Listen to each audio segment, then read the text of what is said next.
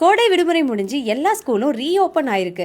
பல்வேறு அரசு மற்றும் தனியார் பள்ளிகள்ல புதிய கல்வியாண்டின் முதல் நாளை கோலாகல கொண்டாட்டத்தோடு மாணவர்களை வரவேற்பது வழக்கமான ஒண்ணுதான். ஆனா தென்காசி மாவட்டம் கீழப்பாவூர்ல இருக்கிற நாடார் இந்து தொடக்கப்பள்ளி மாணவ செல்வங்களை மாலை மரியாதையோட வரவேற்றிருக்கு. 1939ஆம் ஆண்டு கல்விக்கண் திறந்த பெருந்தலைவர் காமராஜரின் நண்பரான ஆறுமுகன் நயினார் நாடார் அவர்களால் தொடங்கப்பட்டதுதான் அரசு உதவி பெறும் நாடார் இந்து தொடக்கப்பள்ளி. பாரம்பரியமான ஓட்டுக்கூரை கட்டிடத்தில் செயல்படுற இந்த ஸ்கூல் தனியார் பள்ளிகளை மிஞ்சும் அளவுக்கு ஏராளமான முன்னெடுப்புகளால் பெற்றோர் மற்றும் மாணவர்களை கவர்ந்துட்டு இருக்கு. அதன் விளைவா இப்போ இந்த ஸ்கூல்ல 350க்கும் மேற்பட்ட மாணவர்கள் படிக்கிறாங்க. புது கல்வியாண்டில் முதல் நாளான நேற்று முதல் வகுப்பில் அடியெடுத்து வைக்கிற மாணவ செல்வங்களை பக்கத்துல இருக்கிற அம்மன் கோயிலுக்கு ஊர்வலமா அழைச்சிட்டு போய் சிறப்பு பூஜைகள் செய்ததோடு மட்டுமல்லாம மாணவர்களின் கழுத்தில் மலர் மாலை அணிவிக்கப்பட்டது. கழுத்தில் மாலையோடு சென்று பெருந்தலைவர் காமராஜர் சிலைக்கும் மலர் மாலை அணிவிக்கப்பட்டது. அதோட பள்ளிக்குள் நுழைந்த மாணவர்களை ஆசிரியர்கள் எல்லோரும் சேர்ந்து இனிப்பு கொடுத்து மலர் தூவி வரவேற்பு கொடுத்தாங்க.